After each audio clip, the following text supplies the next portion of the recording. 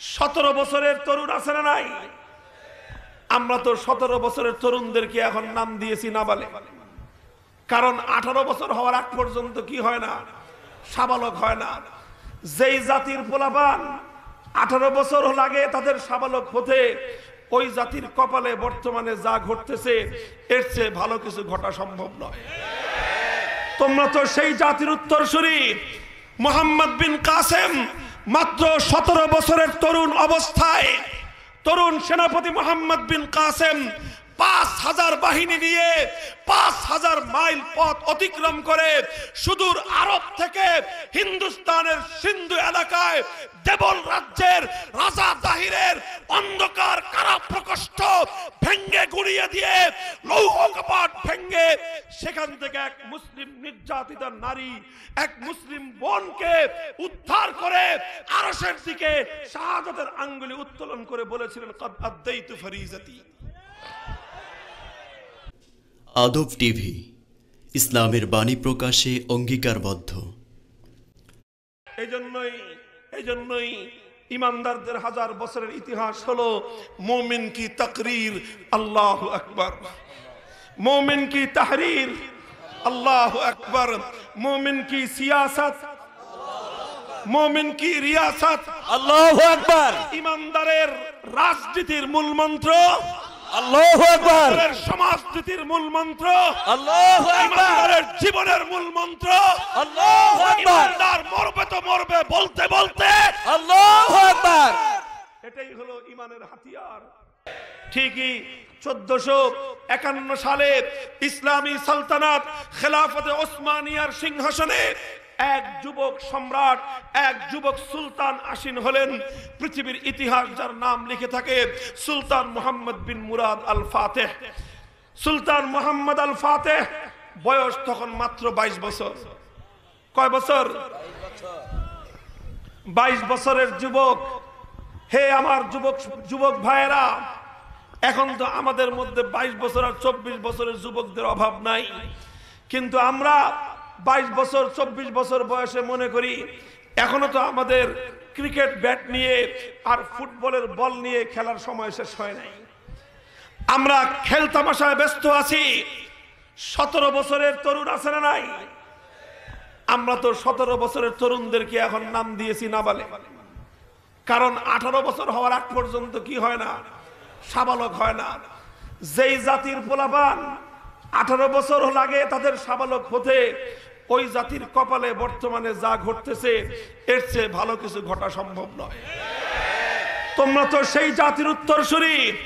মোহাম্মদ বিন কাসেম মাত্র 17 বছরের তরুণ অবস্থায়, তরুণ সেনাপতি মোহাম্মদ বিন কাসেম 5000 বাহিনী নিয়ে 5000 মাইল পথ অতিক্রম করে সুদূর আরব থেকে হিন্দুস্তানের সিন্ধু এলাকায় দেবল রাজ্যের রাজা তাহিরের অন্ধকার কারা প্রকোষ্ঠ ভেঙ্গে গুড়িয়ে দিয়ে, লৌহ কপাট ভেঙ্গে সেখান থেকে এক মুসলিম নির্যাতিতা নারী, এক মুসলিম বোনকে উদ্ধার করে আরশের দিকে শাহাদাতের আঙ্গুলি উত্তোলন করে বলেছিলেন, কদ আদাইতু ফরিজাতি, কদ আদাইতু ফরিজাতি। হে উলামায়ে কেরাম, হে তরুণ সমাজ, হে যুব সমাজ, কদ আদাইতু ফরিজাতি, এই কথার মর্ম বুঝবার চেষ্টা করো। কদ আদাইতু ফরিজাতি মানে হলো আজ আমার দায়িত্ব পূর্ণ হলো। কদ আদাইতু ফরিজাতি মাত্র আমার দায়িত্ব পূর্ণ হলো। আজ আমি আর তুমি তো মনে করি 5 ওয়াক্ত নামাজ কোন রকম আদায় করে দিলাম। অধিকাংশ মুসলমান তো মনে করে সপ্তাহে একদিন জুমার নামাজ পড়েছি, দায়িত্ব শেষ। যারা ভালো তারা মনে করে 5 ওয়াক্ত নামাজ পড়েছি, দায়িত্ব শেষ। রমজানের রোজা রাখতে পারলে তো আর কোনো কথাই নাই। আর যদি হজ করতে পারে তাহলে তো মনে করে জান্নাতের ওই পারে গিয়ে পড়েছে। ও মুসলমান, মুসলিম একজন তরুণের, এক মুসলিম যুবকের দায়িত্বের পরিধি কতটুকু হবে, ইতিহাসের মহানায়ক মুহাম্মদ বিন কাসেমের এই কথা থেকে তোমরা উপলব্ধি করতে পারো। যখন হিন্দুস্তানের রাজা দাহিরের অন্ধকার কারা প্রকোষ্ঠ থেকে এক মুসলিম যুবতী মেয়ে হাজ্জাজ বিন ইউসুফের কাছে চিঠি লিখে পাঠিয়েছিল, হে হাজ্জাজ বিন ইউসুফ, মুসলমানদের শাসক হয়ে সিংহাসনে বসে আরামের ঘুম ঘুমাও, লজ্জা লাগে না? তোমার এক বোন সুদূর হিন্দুস্তানে এক জালিমের জিন্দানখানায় অপেক্ষার প্রহর গুনতেছে, কখন তার ইজ্জত নিয়ে জালিমরা ছিনিমিনি খেলবে। কিয়ামতের দিন আল্লাহ এবং তার রাসূলের কাছে মুখ দেখাবে কি করে? চিঠি পাওয়ার পর হাজ্জাজ বিন ইউসুফ নিজের আপন জামাতা 17 বছরের তরুণ সেনাপতি মোহাম্মদ বিন কাসেমকে বলেছিল, মোহাম্মদ, তোমার দায়িত্ব হলো 5000 মাইল দূরত্বের সিন্ধুর রাজা দাহিরের কারার লৌহ কপাট ভেঙ্গে নিজের বোনকে মুক্ত করে আল্লাহর কাছে নিজের সাক্ষ্য প্রদান করা দায়িত্ব আদায়ের। ইতিহাস বলে 17 বছরের এক তরুণ 5000 মাইল পথ অতিক্রম করে এসে জালিমের জিন্দানখানা ভেঙ্গে গুড়িয়ে দিয়ে নিজের বোনকে মুক্ত করবার পর আরশের মালিকের কাছে মাথা তুলে কথা বলার সাহস পেয়েছিলেন, কদ আদাইতু ফরিজতি, বর্তমানে আমি আমার দায়িত্ব সম্পন্ন করলাম। ও মুসলমান, আজ তাকিয়ে দেখো সেই দিল্লির দিকে। কোন দিল্লি? 750 বছর পর্যন্ত যে দিল্লি তিলে তিলে গড়েছিল তোমার পূর্বপুরুষরা।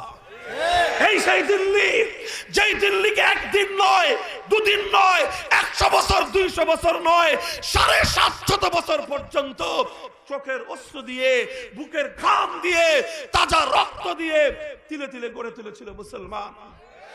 দিল্লির লাল কেল্লা গড়েছিল মুসলমান, দিল্লির শাহী মসজিদ গড়েছিল মুসলমান।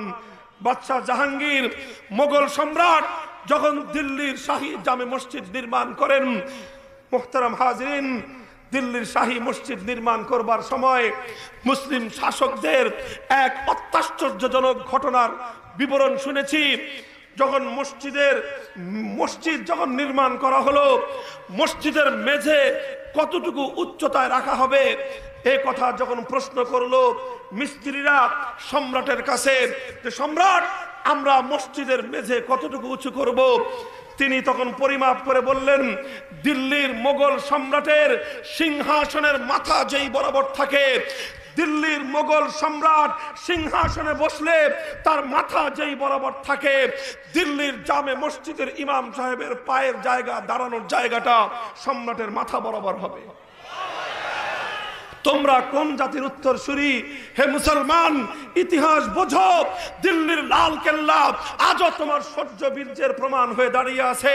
দিল্লির জামে মসজিদ আজও মুসলমানদের অবদানের সাক্ষ্য দিচ্ছে। কুতুব মিনার আজও দাঁড়িয়ে আছে। তাজমহল আজও মুসলিম সাম্রাজ্যের সমৃদ্ধির জানান দিচ্ছে। গোটা ভারত তিল তিল করে বছরের পর বছর নয়, যুগের পর যুগ নয়, শতাব্দীর পর শতাব্দী মুসলমানরা এভাবেই বিনির্মাণ করেছিলেন। আজ সেই দিল্লিতে,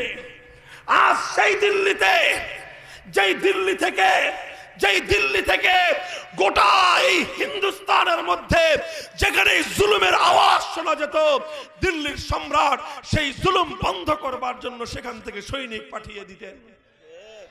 মুহতারাম হাজরিন, আজ সেই দিল্লির করুণ অবস্থা। আজ সেখানে মসজিদের মধ্যে অগ্নিসংযোগ করে দেওয়া হচ্ছে। আল্লাহর ঘর মসজিদ দাউ দাউ করে জ্বলছে আগুনে। মসজিদের মধ্যে মুসলমানদের কলিজার টুকরা আল্লাহর কোরআন আগুন দিয়ে ভস্মীভূত করা হচ্ছে। মসজিদের মিনার, চির উন্নত যেই মিনার থেকে আল্লাহু আকবারের আওয়াজ উচ্চারিত হয়, সেই মিনারের মাইক ভেঙ্গে সেখানে হনুমানের গেরুয়া পতাকা তুলে দেওয়া হচ্ছে। মুহতারাম হাজরিন, সামাজিক যোগাযোগ মাধ্যমগুলোর স্ক্রিনে ভেসে উঠছে দিল্লির ভয়ার্ত মা আর বোনদের চেহারা। ওরা ডেকে ডেকে আমাদেরকে বলছে, হে মুসলিম যুবকেরা, সারা দুনিয়ার 250 কোটি মুসলমানদের মাঝে একজন মোহাম্মদ বিন কাসেম কি হবে না? একজন সালাহুদ্দিন আইয়ুবীর কি জন্ম হবে না? একজন সুলতান ঘোরির কি জন্ম হবে না? মুহতারাম হাজরিন, কলিজা বিদীর্ণ হয়ে যায়। এক এক মা আর এক একজন বোনের আর্তচিৎকার শুনলে, ওদের চেহারা দেখলে মনে হয় ওরা ভয়ার্ত অবস্থায়। উম্মতে মুসলিমার যুবকদেরকে ডেকে ডেকে বলছে, যে কোনো মুহূর্তে দিল্লিতে নরেন্দ্র মোদীর পাষণ্ড আরএসএস এর গুন্ডারা তোমার বোন আর তোমার মায়ের ইজ্জত নিয়ে ছিনিমিনি খেলবে। মুহতারাম হাজরিন, আজ আমি আর তুমি কোন গাফলাতের ঘুমে বিভোর রয়েছি? বলছিলাম আল্লাহর পয়গম্বরের ইন্তেকালের 750 বছর পর 1451 খ্রিস্টাব্দে সালতানাতে ওসমানিয়া ওসমানী খেলাফতের সিংহাসনে 22 বছরের এক যুবক ক্ষমতাসীন হলেন। 2 বছরের মাথায় সেই যুবকের বয়স, সুলতান মুহাম্মদের বয়স যখন হলো 24 বছর, সিদ্ধান্ত নিলেন আল্লাহর নবীর ভবিষ্যৎবাণী বাস্তবায়ন করবেন, কনস্টান্টিনোপল জয় করবেন। রওনা হলেন 320টা নৌতরি নিয়ে, নৌজাহাজ নিয়ে, বিশাল বাহিনী নিয়ে কুস্তুনতুনিয়া কনস্টান্টিনোপল অভিযানের দিকে রওনা হলেন। সুলতানের আগমনের বার্তা শুনে গোটা খ্রিস্ট জগৎ তাদের এই সেন্ট সোফিয়া গির্জা আর তাদের কনস্টান্টিনোপল রাজধানীকে রক্ষা করবার জন্য চতুর্দিকে সমুদ্রের পথগুলো সব রুদ্ধ করে দিল। সুলতান যখন দেখলেন খ্রিস্টানরা সমুদ্র পথে অবস্থান নিয়েছে, সমুদ্র পথে কনস্টান্টিনোপলের ধারে কাছে যাওয়া কঠিন হবে, তিনি রাতের অন্ধকারে আল্লাহর দরবারে হাত উত্তোলন করলেন। আল্লাহ পাক রব্বুল আলামিন, যুগের শাসক, যুগের তাহাজ্জুদ গুজার, আল্লাহওয়ালা বাদশাহ, আল্লাহওয়ালা খলিফা সুলতান মুহাম্মদের অন্তরের মধ্যে আমার আল্লাহ পাক রব্বুল আলামিন এক অভিনব এক হিকমত আর কৌশল ইলহাম করে দিলেন। সুলতান নিজের নৌযানগুলো নিয়ে সমুদ্র পথ পাড়ি দেওয়ার চিন্তা বাদ দিয়ে তিনি নৌযানগুলোকে মরুভূমির উপর দিয়ে চালিয়ে নেওয়ার সিদ্ধান্ত নিলেন। বিশাল বিশাল জাহাজ তিনি সিদ্ধান্ত নিলেন যেটা সমুদ্র পথে যাবে না, এটা যাবে মরুভূমির উপর দিয়ে। আশ্চর্য কথা, নৌকা আবার মরুভূমির উপর দিয়ে চলে কিভাবে? জাহাজ মরুভূমির মাটির উপর দিয়ে চলবে কিভাবে? সুলতান নির্দেশ দিলেন দেশ থেকে গাছগুলো কেটে কেটে গাছের তক্তাগুলো, লম্বা লম্বা তক্তা তৈরি করে হাজার হাজার তক্তা আনা হলো। 10 মাইল মরুভূমির পথ তক্তা বিছানো হলো, গাছের তক্তা। শত শত উট আর শত শত গরু আর মহিষ জবাই করলেন, শত শত মহিষ আর গরু জবাই করে এগুলোর চর্বি সৈনিকদেরকে দিয়ে কাঠের তক্তার মধ্যে চর্বি মাখলেন। গোটা 10 মাইল কাঠের তক্তা দিয়ে পিচ্ছিল পথ তৈরি করলেন। এরপর রাতের অন্ধকারে সৈনিকদেরকে বললেন, এবার সমুদ্র থেকে জাহাজগুলো তুলে এই পিচ্ছিল তক্তার উপর দিয়ে টেনে পার কর। এক রাতের মধ্যে 80টা জাহাজ সুলতানের সৈনিকরা এভাবে 10 মাইল পথ পাড়ি দিয়ে বাইজেন্টাইন সাম্রাজ্যের রাজধানী কনস্টান্টিনোপলের প্রধান সদর দরজায় গিয়ে হাজির। সকালবেলা খ্রিস্টানরা হতভম্ব হয়ে গেল, এ পথে কেমনে আসলো? অল্প মুহূর্তের অভিযানেই আল্লাহ পাক রব্বুল আলামিন কনস্টান্টিনোপল দুর্গের পতন ঘটালেন। সুলতান মুহাম্মদ আল ফাতেহের হাতে আমার আল্লাহ পাক রব্বুল আলামিন কুস্তুনতুনিয়া বিজয়ের ঝান্ডা তুলে দিলেন। আমার নবীর ভবিষ্যৎবাণী 750 বছর পরে এসে বাস্তবায়িত হয়েছে কি হয় নাই? 4টা ভবিষ্যৎবাণীর কথা বললাম, একটা একটা করে আল্লাহর নবী আগাম বলেছিলেন বদর যুদ্ধে মুসলমানদের জয় হবে, কুরাইশদের কোমর ভেঙে যাবে, ভেঙেছে কি ভাঙে নাই? খন্দকের যুদ্ধে আল্লাহর নবী বলেছিলেন রোম আর পারস্য জয় হবে, হয়েছে কি হয় নাই? আল্লাহর নবী বলেছিলেন আমার সৈনিকরা সমুদ্র পাড়ি দিয়ে সাইপ্রাস যাবে, গিয়েছে কি যায় নাই? আমার নবী বলেছিলেন খ্রিস্টানদের দম্ভ চূর্ণ বিচূর্ণ করে কনস্টান্টিনোপল আমার উম্মত জয় করবে, জয় করেছে কি করে নাই? মুহতারাম হাজিরিন, সেই কনস্টান্টিনোপল, সেই কুস্তুনতুনিয়া, সেই ইস্তাম্বুল, সেই তুরস্ক মুসলমানদের শৌর্য বীর্যের দীর্ঘ এক ইতিহাস। সেই তুরস্কে 600 বছর পর্যন্ত ইসলামী সালতানাতের প্রাণ কেন্দ্র ছিল। তুরস্ককে কেন্দ্র করে সারা দুনিয়া মুসলিম খেলাফতের অধীনে পরিচালিত হতো। দুঃখজনক ভাবে 1924 সালে ইহুদি খ্রিস্টানদের এক পাচাটা কুকুর, ওদের টাকায় কেনা এক গোলাম কামাল আতাতুর্ক তুরস্ক থেকে খেলাফত বিদায় করে সেখানে সাম্রাজ্যবাদী খ্রিস্টানদের দালালির রাজত্ব কায়েম করেছিল। ইসলামী দুনিয়া থেকে খেলাফত বিদায় করে দিল, ইসলামী হুকুমতের পতন ঘটিয়ে দিল। কত সালে? 1924 সালে কামাল আতাতুর্ক যা করেছিল সেগুলো বললে, সেগুলো শুনলে মুমিনের লোম শিউরে দাঁড়িয়ে যাবে। মুহতারাম হাজরিন, তুরস্কের সমস্ত মসজিদগুলোর মিনার থেকে মুয়াজ্জিনের আজান দেওয়া, আল্লাহু আকবরের আজান দেওয়া নিষিদ্ধ করে দিল। সমস্ত মসজিদগুলোর আজান বন্ধ হয়ে গেল। আজান বন্ধ হওয়ার কারণে নামাজ নাই, মুসল্লি নাই, মসজিদগুলো ঘোড়ার গাধার আস্তাবলে পরিণত হয়েছিল। সেই এলাকায় তুরস্কের মধ্যে মুসলিম সন্তানদের জন্য আল্লাহর কোরআন তেলাওয়াত শিক্ষা করা নিষিদ্ধ করে দিয়েছিল। মুসলমানের সন্তানরা কোরআন তেলাওয়াত শিখতে পারত না। মুসলিম নারীদের জন্য হিজাব আর পর্দা করাকে নিষিদ্ধ করেছিল। মুসলিম নারীরা বোরকা পরা তো দূরের কথা, ন্যূনতম মাথায় হিজাব করবার অধিকার হারিয়েছিল। এই সব করেছিল কেন? যেন আর কোনোদিন তুরস্কের আকাশে খেলাফতের সূর্যের উদয় না হয়। কেন করেছিল? কোনদিন যেন আবার তুরস্কের মাটিতে নতুন কোন সুলতান মোহাম্মদ আল ফাতেহের জন্ম না হয়। কেন করেছিল? যেন আবার কোনদিন তুরস্ক থেকে ইসলামের ঝান্ডা উড্ডীন করবার মতো কোন সৈনিক যেন তৈরি না হয়। আমি একটা জাগরণী কথা বলবার জন্যই এই লম্বা ইতিহাস বললাম। মুহতারাম হাজরিন, হতাশার ঘোর অমানিসায় গোটা মুসলিম জাতি আজ নিমজ্জিত। বিশেষ করে আমরা এই অঞ্চলের মুসলমান, বাংলাদেশের মুসলমান, আমরা মনে করছি আমরা অসহায়ভাবে ভাগ্যের কাছে আত্মসমর্পণ করে আমরা মনে করছি আর কোনোদিন বুঝি আমাদের এই সোনার মাটিতে আল্লাহর কোরআনের রাজ কায়েম করা সম্ভব নয়।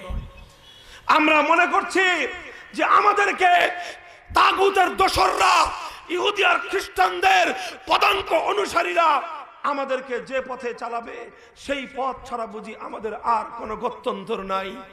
হে মুসলমান, এই হতাশার চাদর ঝেড়ে ফেলো, হতাশার চাদর ঝেড়ে ফেলো। এই হতাশা পায়ের নিচে পিষ্ট করো, বুকের মধ্যে সাহস সঞ্চার করো, সামনের দিকে তাকাও। ওই দেখো আল্লাহর কোরআনের মহান বিজয়ের বাণী তোমাকে হাতছানি দিয়ে ডাকছে। আদব টিভি ইসলামের বাণী প্রকাশে অঙ্গীকারবদ্ধ।